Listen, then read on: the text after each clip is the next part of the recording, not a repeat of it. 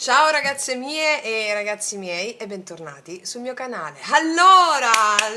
Allora, messaggio urgente al collettivo. Abbiamo un messaggio urgente al collettivo. Sapevo che stava arrivando qualcosa, tant'è che una mail della nostra sorella me l'ha resa palese. E siamo un organismo unico. Siamo l'uno nella molteplicità e la molteplicità dell'uno. Prima di iniziare questo messaggio, io voglio proprio parlare il messaggio al collettivo è sull'abbondanza, sul potere spirituale che è potere sul denaro, potere del denaro. E a questo proposito io voglio portare l'esempio della prosperità e della bellezza che ho avuto in questi ultimi più di 10 giorni. Il mio ringraziamento al vostro cuore, alla vostra anima, alla vostra maestria è infinito, è infinito. Io mi faccio oggi portavoce di un'abbondanza a tutti gli effetti, di una prosperità a tutti gli effetti, conseguita non con sforzo, ma con profondo impegno. La messa a disposizione del mio primo libro, Il risveglio della coscienza, la mia tesi di laurea, il mio primo libro, è stato un boom eccezionale. La mia parte mentale era sbalordita da tutto questo e ho compreso come i sogni profondi, quelli veri, i desideri dell'anima si manifestano sempre, sempre. Nutrire i desideri dell'anima porta veramente a sentire una prosperità spirituale illimitata che si condensa nella materia sotto forma di prosperità materiale. L'abbondanza di amore, di affetto, di salute psicofisica e anche di denaro è tutto connesso a una prosperità spirituale. Sono estremamente felice di quello che sta accadendo tra di noi. Siamo una famiglia straordinaria. Abbiamo creato veramente con il potere dell'amore, il collante, l'amore che muove il sole e tutte le altre stelle, come citava Dante, è proprio quello che stiamo sperimentando nella nostra famiglia, nella nostra comunità, nella nostra famiglia di Taromantic. Il messaggio al collettivo è proprio questo: riprendiamoci il potere spirituale, riprendiamoci l'abbondanza che ci appartiene per diritto di natura e che le nostre credenze e il giudizio mentale è il solo ed unico nemico. E quindi adesso vi parlerò di questo. Io continuo a ringraziarvi perché su quella tesi di laurea, su quel libro, c'è proprio le basi da cui sono partita per ampliare le mie conoscenze. E più io mi accorgo che conosco, più io so di non sapere niente, proprio zero proprio. Cioè più vado avanti e più mi accorgo che non so nulla, non so veramente nulla. Però quello che ho imparato è una cosa irreversibile. Una presenza costante che mantiene inalterata la coscienza qualsiasi cosa accada all'esterno. Questo ve l'ho detto anche nell'intro delle previsioni settimanali dal 26 agosto al 1 settembre. Quella presenza inalterata rispetto a quello che accade all'esterno, una presenza costante. Questa è prosperità. Questa è prosperità, perché non mi affanno a sistemare qualcosa all'esterno, non mi affanno a trattenere delle credenze che potevano essere le mie certezze, non mi affanno a proteggermi da un qualsivoglia nemico esterno, ma mi affido, alleandomi con gli dèi, alleandomi con le forze, con gli eventi che devono accadere per risoluzione di karma, per sanare le fratture della mia anima. Io so che devo darmi agli eventi che sono voluti dalla mia anima. E quindi mi faccio portavoce di questa abbondanza e del fatto che l'unico nemico che abbiamo sono i nostri giudizi. La mente razionale giudica, no? E quindi il messaggio della nostra sorella, che adesso vi leggerò questa mail e ne approfitto per parlare proprio di questo messaggio al collettivo, mi ha fatto riflettere sul giudizio che diamo alle cose, che ci tiene nel regno egregorico, che ci tiene imprigionati nello psicopenitenziario in cui ci troviamo. Vi leggo la mail. Allora, la nostra sorella si riferisce al messaggio al collettivo che ho fatto il 13 febbraio 2024. Lo trovate nella playlist Messaggio al collettivo, dove era uscito il regno gregorico della superbia, dove credevamo, quando crediamo di sapere. Ecco, io so di non sapere è la forma e la suprema condotta. Allora, la nostra sorella dice: ciao Francesca, io ci sono adesso nel percorso del passaggio della resurrezione che spieghi in questo video. Il messaggio al collettivo del 13 febbraio 2024. Te lo scrivo perché ho pensato che altri di noi possano aver bisogno di incoraggiamento, un booster da te, se si trovano in questa fase, in questo momento. Ho unito i puntini. Senti che mi sta succedendo. Stamattina ho visto 888 nel momento che stavo pensando al mio attaccamento al lavoro e denaro e attaccamento a voler a tutti i costi risolvere i miei debiti per una questione di rivincita su me stessa, la ratio. Poi a seguire ho visto 678 e poi 555, evolutivo. Quindi ho ringraziato e ricordato che ieri ho avuto una giornata di accelerazione di battiti, di calore e ho fatto pratiche su di me che non avevo mai fatto. Sono stata spinta a ripulire la casa con il palo santo, a muovere il mio corpo in danze liberatorie. Mio figlio aveva lasciato uno spaghetto fuori dal contenitore che io collego al video prossime 48 ore. Poi stanotte ho sognato che dovevo essere operata, ero in un luogo bello, pulito, protetto, c'era gente e il mio medico diceva che era tutto ok, infatti il mio stato d'animo era pacifico e sereno. Poi mi sono svegliata e mi sono riaddormentata per un'altra ora. Da alcuni giorni il video messaggio al collettivo appariva sul mio telefono con urgenza di essere ascoltato. Quando la tua anima vuole farti sapere delle cose, allora ti arrivano, no? Molte me lo scrivete questo, vi arrivano dei miei video vecchi ripetutamente. Ok. Collego tutto questo al lui-lei di questa settimana che per il mio momento di consapevolezza sento che mi preannuncia una bella evoluzione.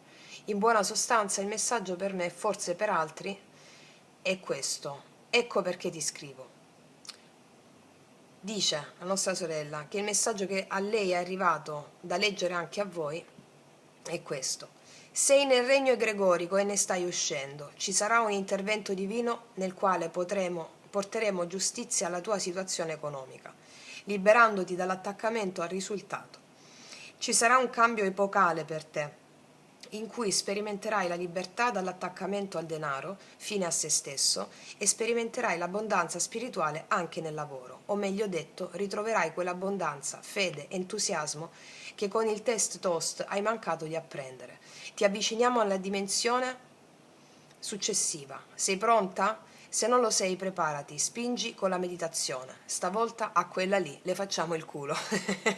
Alla ratio. Le mani sulla tastiera sono andate da sole, ti saluto, le prove stanno arrivando, ti abbraccio. Allora, ecco,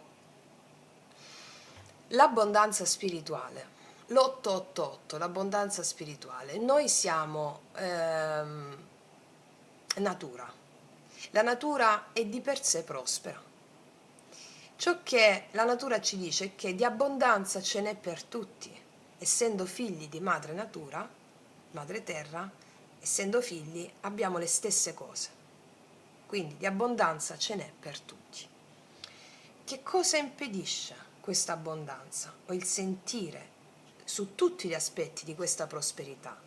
perché quando parliamo di prosperità intendiamo prosperità spirituale, prosperità di idee, prosperità di affetti, prosperità di salute, prosperità di denaro. Quindi la madre natura ci dice che di prosperità ce n'è per tutti, perché siamo figli di madre natura. Guardate la natura come fa, ve lo dico sempre, no? Allora, il giudizio, tant'è che nel video del 13 febbraio è uscito il regno gregorico, la superbia, il giudizio. Il giudizio è ciò che ostacola la prosperità. E si usa pensare, o nel mondo spirituale si usa pensare, che il denaro è sporco, è una grande stronzata, scusate il termine, ve lo devo dire, perché il giudizio che dai alle cose, tu manifesti quel giudizio, perché all'origine tutto è puro all'origine delle cose, è il giudizio mentale che poi sporca le cose, come il giudizio sul denaro, che per sentito dire, ho sentito dire che il denaro è sporco, abbiamo sentito dire tutti, allora viene considerato un demone nemico. Come vi dico sempre, la spiritualità è una pratica empirica, la spiritualità è un empirismo radicale, ossia, cosa vuol dire che la spiritualità è un empirismo radicale? Fintanto che tu non hai fatto esperienza di qualcosa, non puoi giudicare qualcosa, non puoi dire quella cosa. Ora, avete fatto esperienza del potere del denaro? No, cioè magari la maggior parte no. Siete miliardari? Qualcuno di voi lo è, va bene? Qualcuno di voi lo è e sa di cosa sto parlando. Siete milionari? Qualcuno di voi lo è e sa di che cosa sto parlando. Qual è il senso? È il giudizio che date a quella cosa. Allora, nella mia famiglia il giudizio che c'era c'è sempre stato, c'è tuttora, voglio dire, fino a ieri, voglio dire, stavo a cena a casa di mia madre, si parla di sta cosa, io sorrido, dico ok, non dico più niente. Non è stato, la mia credenza limitante non è stata che il denaro è sporco, ma che ci vuole tanta fatica per fare soldi, per fare denaro. E quindi quello che lavora con sforzo, mia madre, oltre le 13 ore al giorno, con sforzo però. Mio padre dedito al suo lavoro, che ha lavorato per tutta una vita facendo il pendolare, tornava ogni weekend a casa facendosi 300 km ogni weekend, cioè, quindi questo sforzo, e tutta la mia famiglia così, quindi fare uno sforzo, il denaro richiede sforzo. Non avevo la credenza che il denaro è sporco, ma che il denaro richiede sforzo, quindi io per fare denaro dovevo sforzarmi e per me questa cosa era invalidante. Non avevo la credenza che il denaro fosse un demone, però la maggior parte delle persone credono che, come lo dicono, Francesca, ma un essere spirituale non può essere attaccato al denaro. Un attimino. Un essere spirituale, una persona spirituale deve riprendersi il potere del denaro, e questo lo diceva anche Aurobindo, un grande maestro spirituale. Ci ha lasciato in eredità questo suo assunto. Potere del denaro, riprendere il potere del denaro significa riprendere agli esseri spirituali il potere del denaro e ridarlo a madre terra. Ora, cosa vuol dire questo concetto? Vi spiego prima un'altra cosa. Soltanto chi facendo l'esperienza del denaro, del potere del denaro, potete dare un vostro parere. Ma fin tanto non fate esperienza del denaro, non dovete proprio giudicare nessuno, non potete giudicare chi il denaro ce l'ha e vive nella prosperità, perché quello è il vostro più grande limite. Vi ricordate che ho fatto il video Gli inarrivabili e gli inaccettabili? Ok. Quanti amici della mia famiglia? In dialetto da noi si dice qui tu te ne tanti sordi, mannaggia a lui. Ok? Mannaggia a lui. Cioè, inveire contro chi vive nella prosperità. Allora la tua anima ti mette davanti la scena di quelli che vivono nella prosperità? Te lo fa per testarti. allora tu devi includere quella persona che vive nella prosperità. Perché quella persona, nella misura in cui tu lo proietti come immagine, c'è come possibilità interna a te. Se tu inveisci contro quella persona, tu quella possibilità non ce l'hai. Non ce l'hai. Allora è un gioco, è tutto un gioco. Allora, il senso, la prima cosa da fare per vivere nella prosperità, per riprendere questo potere del denaro, è proprio osservare chi vive nella prosperità. Eliminate questo giudizio castrante, perché se non vivete nella prosperità ancora è perché c'è un vostro giudizio. Dipende tutto da voi. Allora osservate chi vive nella prosperità.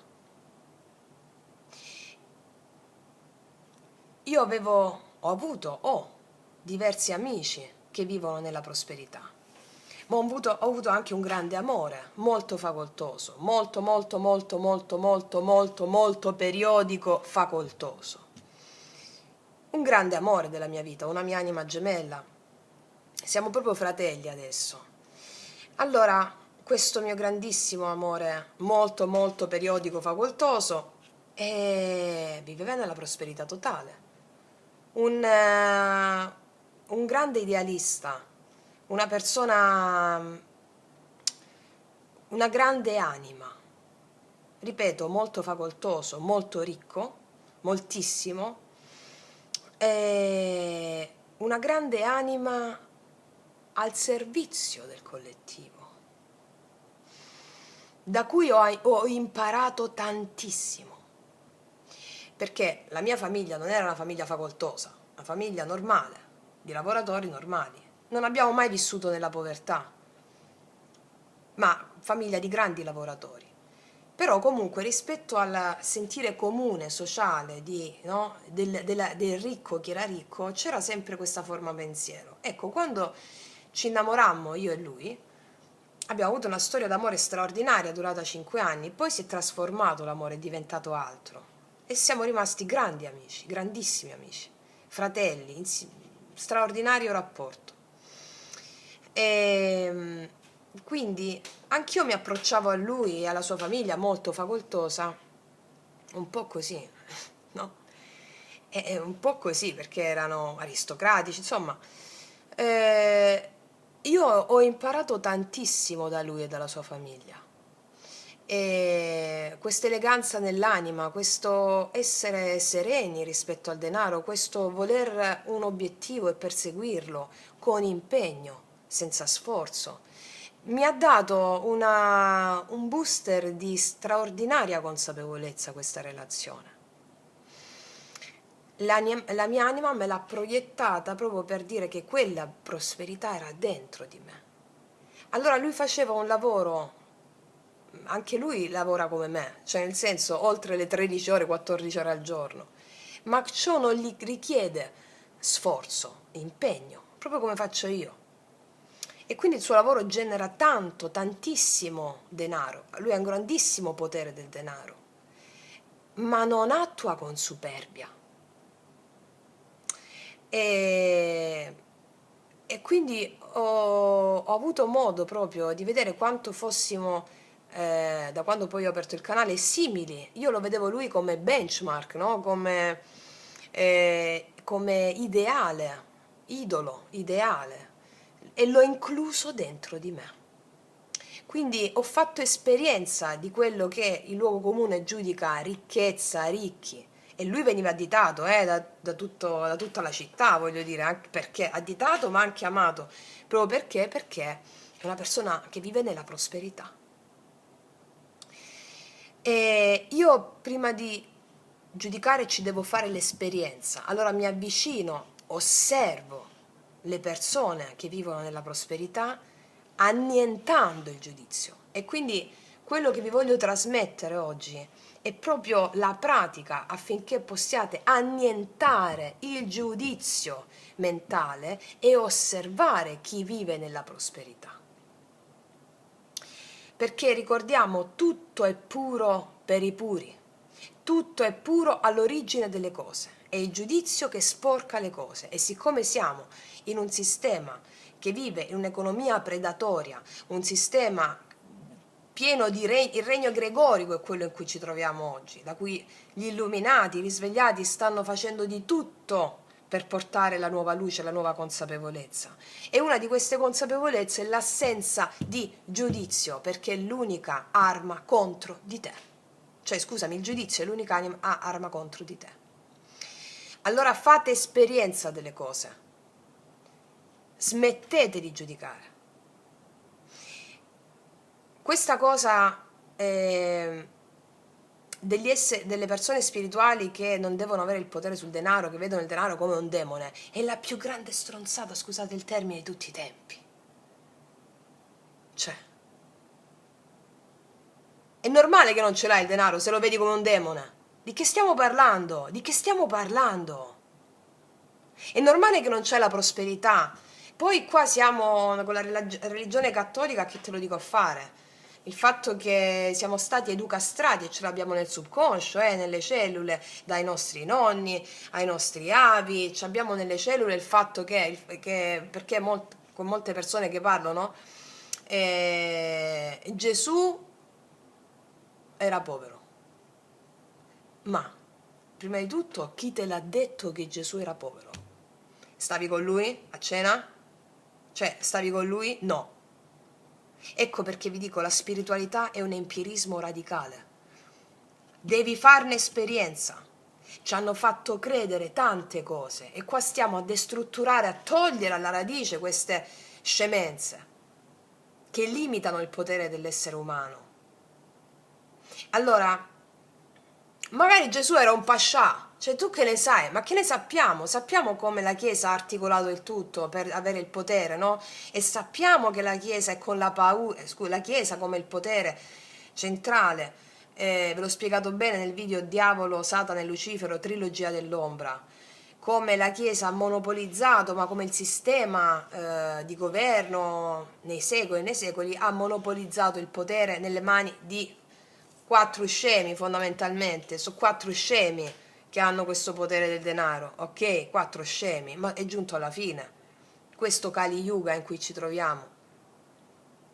E come ti controllano? Ti controllano con le tue credenze, con la paura e il vittimismo. Se sei vittima hai paura per forza. E quindi ti fanno credere che se tu sei povera o povero come Gesù, allora vai in paradiso. Guarda, io quando sentivo queste cose iniziavo a scoprire la verità, li volevo sgozzare tutti, veramente. Il mio dio Ares, sapete che sono una persona molto passionale, che era in me, volevo così. Allora ogni volta era motivo per attaccare per me, attaccare, distruggere. Ecco, poi col tempo ho imparato a essere un po' più zen, zen, a capire che se quelli là ci sono e c'è un motivo, no? E l'ombra è sempre a favore della luce, perché esiste soltanto la luce bianca, come vi ho insegnato anche secondo il buddismo. Sul piano della dualità ci deve essere per forza la luce e l'ombra, no? Cioè noi possiamo riconoscere una cosa soltanto se vediamo il suo contrario, mi spiego? Questo ve l'ho spiegato nella tesi, nel mio libro Il risveglio della coscienza. Quindi il punto è come tu... allora Gesù, siccome noi nella tradizione occidentale, cattolica, Gesù è povero, se tu non sei povera, pure tu, non vai in paradiso. Ok. Quindi abbiamo una massa di persone in povertà. Non è soltanto povertà economica, povertà spirituale, perché una vittima non può sentirsi amata. Come vi ho spiegato nel video Magia Pratica 4, se tu sei vittima e segui la tua quotidianità secondo un codice morale, in cui il mondo fuori è cattivo e quindi mi devo sempre proteggere, tu non avrai mai forza per creare, non avrai mai forza per avere prosperità di idee che ti portano poi all'abbondanza materiale, idee. le idee. Le idee sono dei, come diceva Platone, vengono dalla stessa radice etimologica di eidola. E allora, andiamo a sfatare quest'altro mito. Gesù era una rock star, la più grande rock star di tutti i tempi. Cioè, voglio dire, lo pagavano per i concerti. Lui... Cioè, ve l'ho detto quanto amavo il maestro Gesù nel mio primo libro, di quanto ho combattuto contro catechisti, professori, poi a un certo punto mi stancavo perché combattevo più fuori e non vedevo me. Cioè, quindi poi alla fine ho ritirato la proiezione, l'energia e l'ho canalizzata tutta nel fare la mia attività. Ecco, quindi di prosperità ce n'è per tutti. E ce n'è per tutti. Questo siamo nel Kali Yuga in cui ci sono 4 scemi che detengono il potere e ti fanno credere che tu sei povero e non ti fanno credere che tu sei infinità illimitata di anima con un potenziale infinito straordinario, che sei figlio di Madre Terra, e nella misura in cui tu vedi Madre Terra che è abbondante, spuntano piantine, alberi, in continuazione e non ti fanno vedere che tu sei quello perché ti mettono i filtri del fatto che tu sei povero. Allora riconosci questa abbondanza spirituale, iniziando a fare delle pratiche che hanno a che fare con il riconoscimento di tutte quelle persone che tu vedi più ricche, più facoltose, come aspetti di te che tu puoi integrare smettendo di avere un giudizio. E siamo in una società in cui il potere del denaro deve ritornare per forza alle persone spirituali, perché le persone spirituali possono ridarlo a Madre Terra. E questo concetto cosa vuol dire? Smettere di avere un'economia predatoria, il capitalismo, laddove quando c'è una crisi, quelli più ricchi diventano più ricchi, i più poveri diventano sempre più poveri. Cioè, nel senso, il senso è proprio questo, ridare, essere compassionevoli e gentili verso l'altro che tu hai giudicato negativo perché è ricco. Cioè, è sottilissimo, io so già che alcune di voi c'è l'ego che sta impazzendo in questo momento, E vabbè, ma impazziva pure il mio, cioè io lo capisco, ma non posso esimermi dal dire come stanno le cose e come io ho raggiunto la mia prosperità. Io mi faccio portavoce di questo. E per e la mia prosperità ha fatto il salto di un'ottava. La mia prosperità non ha a che fare con i miliardi che potrei possedere in banca, che non ho, perché comunque non mi servono adesso. Se mi servissero lo chiedo. Cioè, nel senso, è proprio così, così funziona. Io ho messo a disposizione me stessa della mia natura profonda. Non ho più desideri per me. Questo ne parlavo l'altro giorno tra le mie compagne, amiche della classe di yoga, che mi chiedevano anche, no? Ok, il senso qual è? Non avere più desideri per se stessi. Io vi spiego com'è la mia narrazione. Prima avevo tantissimi desideri per me, raggiungere questo, conseguire questo. Ok, pian piano che avevo quei desideri hanno lavorato su di me per farmi espandere in coscienza. L'espansione della mia coscienza dove mi ha portato? Mi ha portato a eludere ogni tipo di desiderio personale, perché il mio desiderio personale è un desiderio rivolto al collettivo. Però sono i desideri personali che mi hanno portato a questa espansione di consapevolezza.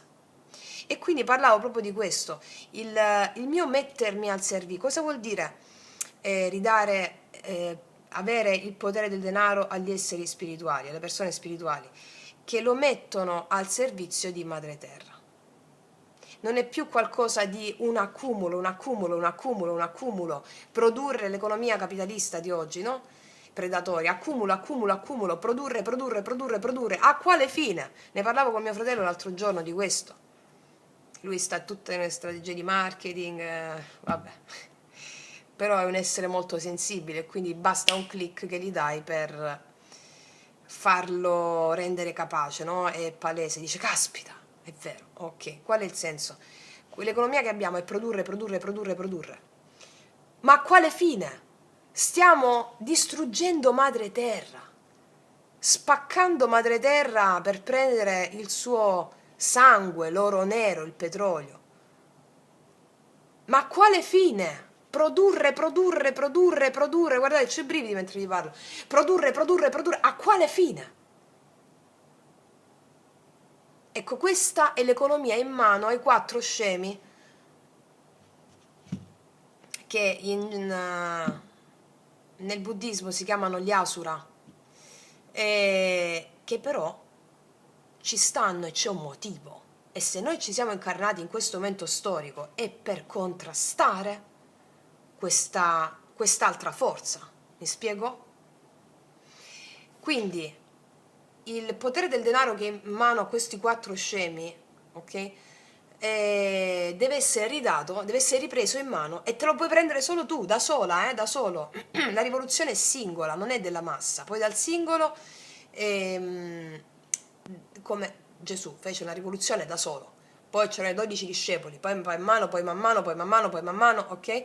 Quindi viene da ogni singolo e si sa che i maestri ascesi in questo momento storico si sarebbero incarnati a centinaia e non in un maestro solo chiamato Gesù, va bene? Quindi siamo tanti singole unità che stanno facendo la rivoluzione, riappropriandosi del potere del denaro, dell'abbondanza, della prosperità.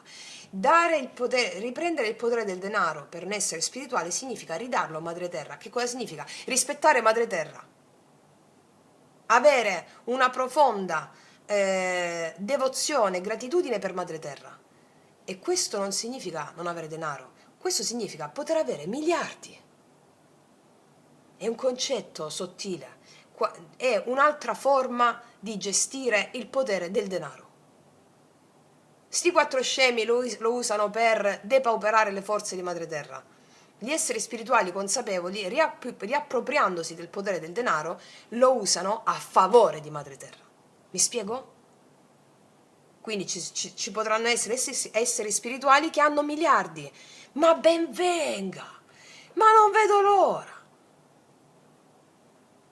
Ecco, il mio ex compagno è un grande risvegliato, non è però ai nostri livelli. Nel senso, ancora no, però piano piano, tanto con con la nostra influenza, la mia influenza comunque sia. Però il senso è proprio questo, mi spiego. Ecco, e quindi io portavo anche il mio messaggio nei suoi circoli, no? E mi guardavano sempre un po' così, wow, ma spiegaci un po'. Ehm, quindi riappropriamoci del potere del denaro in questi termini. La prima cosa da fare è smetti di giudicare chi i soldi ce li ha o chi vive nella prosperità. Molti che vivono... Allora, io poi farei un altro appunto, un altro accenno. Vivere nella prosperità vera, ecco, è vivere nella ricchezza vera. Tale ricchezza vera, prosperità vera, è abbondanza e prosperità su più aspetti. È prosperità non solo di denaro, è prosperità di denaro, di salute, di idee, di affetti, che sono per me i quattro cardini principali, no? Secondo il tuo livello di quello che per te, per esempio, è la prosperità economica, mi spiego? Io non ho miliardi in banca ancora, ripeto, se dovesse essermi utile li chiederò. Ma sto bene, cioè sto bene con quello che ho, che per esempio un miliardario invece potrebbe essere quasi niente quello che ho io, mi spiego? Però le mie, diciamo, le quattro, la prosperità in termini di salute, di idee, di affetti e denaro, sono quattro cose che sono in equilibrio nella mia vita, in questo momento della mia vita sono in equilibrio. E Ognuno di noi ha una percezione diversa di cosa significa avere tanti soldi o avere pochi soldi, mi spiego, perché dipende sempre, ognuno è un soggetto unico e ripetibile, no? Un essere unico e ripetibile. Perché io vedo tante persone che hanno tanti soldi, tantissimi soldi, e magari stanno una chiavica sotto gli altri punti di vista, mi spiego? Hanno tantissimi soldi ma non riescono a curare la propria anima, non riescono a essere felici. E allora lì il detto, i soldi non fanno la felicità, perché poi ogni detto viene preso a puntino proprio rispetto alle credenze che abbiamo, no? Anche questa è una stronzata. I soldi non fanno la felicità, no, sì, va bene. Ma perché? Sono questi quattro elementi che danno prosperità. E poi se ti servono dei soldi, del denaro, devi volerlo. Dice no, ma io lo voglio questa cosa. Ok. Quali sono le tue credenze rispetto al denaro? Quali sono i tuoi veri obiettivi dell'anima? Fatti un viaggio a ritroso. Fatti un viaggio a ritroso. Perché noi con la mente crediamo di volere delle cose, ma là dentro di te la vuoi veramente quella cosa? Ecco, vi esorto a fare, oltre alla pratica dell'includere le persone che vivono nella prosperità, questa analisi. Osservati veramente. Per esempio, i sogni che avevamo da adolescenti sono quelli che la maggior parte di noi ha manifestato, seppur inconsciamente. Io quando ero adolescente volevo vivere facendo quello, la mia arte, qualsiasi forma d'arte fosse. In quel periodo cantavo, mi occupavo di cinema, ballavo. Nella mia adolescenza facevo tante cose, soprattutto la musica era quella che mi spingeva sempre, no? Ma mi piaceva ehm, esibirmi con l'arte. E quindi il mio sogno era quella di esibirmi con l'arte, essere felice, avere anche le risorse economiche necessarie attraverso l'arte. Ecco, quello che faccio oggi è la realizzazione di quei sogni inconsci. Non faccio la cantante. Quando facevo la cantante non avevo le risorse, lo sapete, l'ho scritto nella tesi, le risorse che mi permettessero di vivere tutto l'anno, no? Che i concerti si fanno d'estate, poi tutto l'inverno non c'è una lira, nel senso, a meno che non ti adoperi, comunque qualche concertino. Ho realizzato veramente me stessa con l'apertura del canale. Dagli studi di naturopatia è partito tutto. Quindi dopo che sono tornata dall'Australia, il mio viaggio iniziatico è partito tutto, perché mi sono veramente fatta delle domande. Quando sono tornata dall'Australia, come vi ho raccontato nel libro, io mi sono chiesta veramente cosa volessi fare nella mia vita. Perché quando arrivai in Australia, come vi ho scritto nel libro, quando ebbi il contratto discografico, suonando in giro per tutta l'Australia praticamente, mi sono resa conto che non volevo cantare più. Incredibile. Eppure 20 anni a voler fare la cantante? Che cosa stava succedendo? Prima di tutto dovevo prendermi la responsabilità di questa confessione che stavo dando a me stessa.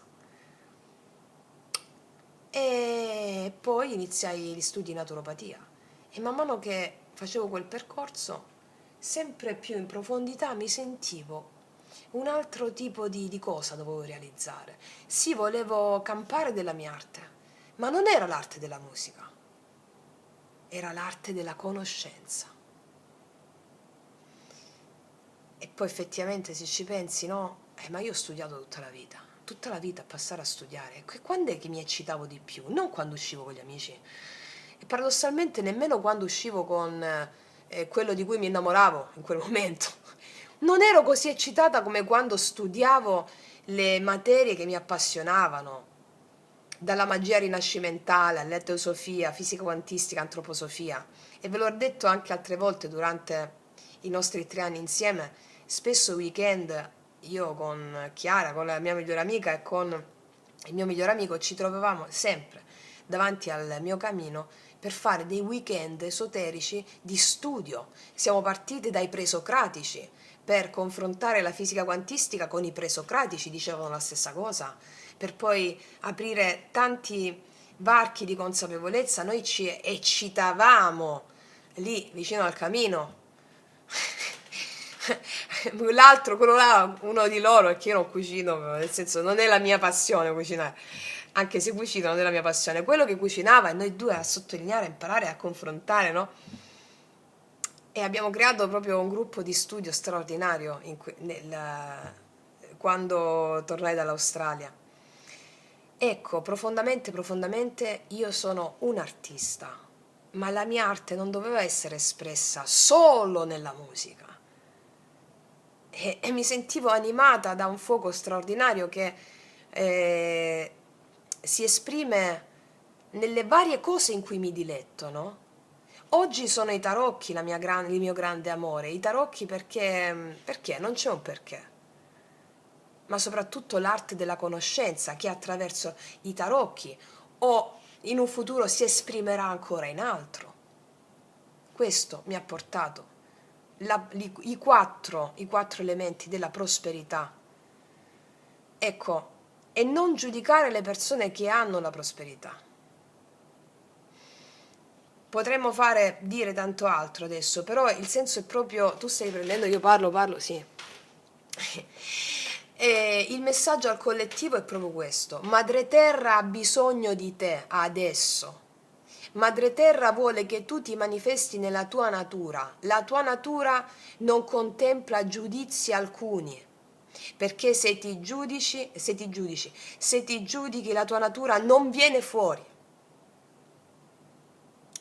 E allora poi abbiamo anche, mi sta venendo di parlare anche di quest'altro argomento, però ve lo metto in un podcast, le offerte ai tuoi antenati, ai tuoi avi, perché molte cose che non riusciamo a realizzare in questa vita, o non stiamo riuscendo a realizzare, o stiamo avendo quello che dei disturbi fisici, quello che le categorie diagnostiche definirebbero malattie, ma è una parola che io bandirei e ve l'ho scritta anche nella tesi, e sono tutti dei, forze, che sono spiriti perturbati dei nostri antenati, e quindi pacificare anche i nostri antenati, fargli dei doni, anche con delle offerte. Ve lo spiego poi in un altro podcast questo però, Ora mi sono resa conto che lo devo fare, ok, perché l'ho detto. E pacificare gli spiriti dei nostri antenati e anche gli spiriti delle persone con cui hanno avuto a che fare i nostri antenati, quegli spiriti che potrebbero essere stati offesi e che si riversano su di noi sotto forma di patologie, di malattie o di inadempimento alla realizzazione del lavoro, delle relazioni, ok. Vanno benedette queste cose. Ecco, l'approccio, diciamo che il comune denominatore di tutto è avere un approccio aperto, compassionevole, empatico rispetto allo spirito delle persone, allo spirito degli alberi, allo spirito di Madre Terra, allo spirito di tutti gli elementi. Ogni giudizio è castrante, fuorviante e altera, perturba le cose. Wow, messaggio al collettivo potentissimo. Ringrazio la nostra sorella che mi ha dato l'input, sapevo che stava arrivando qualcosa di grosso e voglio mettere adesso, per andare incontro al potere della prosperità, vediamo quale carta che ci esce, va bene? Mettiamole tutte e 6, ragazze mie, ragazzi. Allora, vediamo dei Sephirion. Che cosa ci volete dire questo messaggio al collettivo nel potere della prosperità? Eccola. Voleva parlare subito, Vediamo un po'. La dimensione uranica, non c'è uscito il regno gregorico. La dimensione uranica, gli elementi. Vediamo che elementi sono. Che elementi sono? Vediamo. Allora, cosa ci dite? A quale elemento rispetto al potere della prosperità? Rispetto al potere della prosperità, a quale elemento? Eccola. L'acqua. Lo spirito dell'elemento acqua, sapere, il sapere, emozioni, fluire, principio femminile. Guarda ragazzi, ditemi se non è proprio la chiusura perfetta di tutto quello che abbiamo detto fino adesso. Principio femminile. Il sapere che viene dalle proprie emozioni è allearsi agli dei che rappresentano le tue emozioni, allearsi al femminile, allearsi al madre terra. Allearsi a madre terra significa, per gli esseri spirituali, riappropriarsi al potere del denaro. E ci stanno dicendo: è già fatto, persegui in questo. Che cos'è il principio femminile? Avere compassione dell'altro, entrare in empatia con coloro i quali vedi, la tua anima ti fa vedere che vivono nella prosperità, nell'abbondanza. Accogli loro in te, il principio di inclusione: io ti accolgo in me dimorante. Fluisci alle tue emozioni. Cosa vuol dire? Alleati con il Dio e con la Dea, anche se stai vivendo un momento di precarietà, in molti aspetti anche economici, perché lo so. La Dea Penia, alleati con la Dea Penia, con la Dea della penuria. Come vi ho già raccontato altre volte, la Dea Penia, quando tu ti allei alla Dea Penia, che cosa significa? La Dea Penia si sposa con Poros, è il dio dell'ingegno, prosperità di idee. Quindi quando senti l'energia, quando senti di aver perso tutto, è solo lì che puoi avere tutto. Ingegno, dio Poros. E sapete cosa nasce? Tra l'unione di Penia e Poros nasce Eros, l'amore. Prosperità. I 4 cardini. Quindi senti le tue emozioni, alleati a quelle emozioni lì. Fluisci con il principio femminile, con il rispetto dell'anima delle altre persone, il rispetto dei tuoi avi, il rispetto degli spiriti della natura, il rispetto del tuo spirito, il rispetto dello spirito degli altri. Principio femminile. Questo approccio ti darà il sapere necessario per l'ingegno affinché tu possa godere del potere del denaro e quindi della prosperità in tutti gli aspetti. Prosperità non significa una cosa sola. Va bene? Puoi avere 500 euro al mese, essere in salute, avere abbondanza di affetti, avere abbondanza di idee, però solitamente se tu hai, ed essere felice, però solitamente cosa accade? Che una persona che ha i 4 aspetti della prosperità, una persona che ha i 3 aspetti della prosperità, generalmente ha anche una prosperità di denaro che gli permette di fare tutto ciò che il suo cuore desidera fare. Non è una prosperità avida, mi spiego, il senso della prosperità, anche chi ha 500, anche chi può vivere per alcuni mesi con 500-300 euro al mese, e vi racconto questo perché l'ho vissuto io mi sentivo prospera. Sapere che vuol dire anche il concetto della prosperità? Sapere, come dice qua, sentire l'emozione che tutto ciò di cui hai bisogno ce l'hai e ti arriva. Una fede impeccabile in questo. Hai veramente bisogno di quella cosa? Ti arriva. Questo è un principio cardine del sentirsi prospero, mi spiego, perché ti affidi agli dei. Non sei solo, la vittima si sente solo, perché non sa di essere profondamente amato da tutti gli dei, non sa che è una coralità di spiriti che sono accanto a lui. E piuttosto che sposarsi con questi spiriti, li addita. È normale che gli spiriti si perturbano se tu li additi, è normale che agiscono contro di te se tu non li sposi. Quindi è un sapere più che altro, un sentire l'emozione, un sapere che qualsiasi cosa di cui tu hai bisogno, tu ce l'hai e ce l'avrai sempre. E anche quando stavo con 300 euro, 200 euro al mese, quando facevo la cantante, io mi sentivo prospera. Cioè non è cambiato. Il senso è questo, sapevo che se avevo bisogno veramente di qualcosa arrivava, se dovevo fare veramente una cosa arrivava, e quindi non sapevo tutto quello che so adesso, va bene?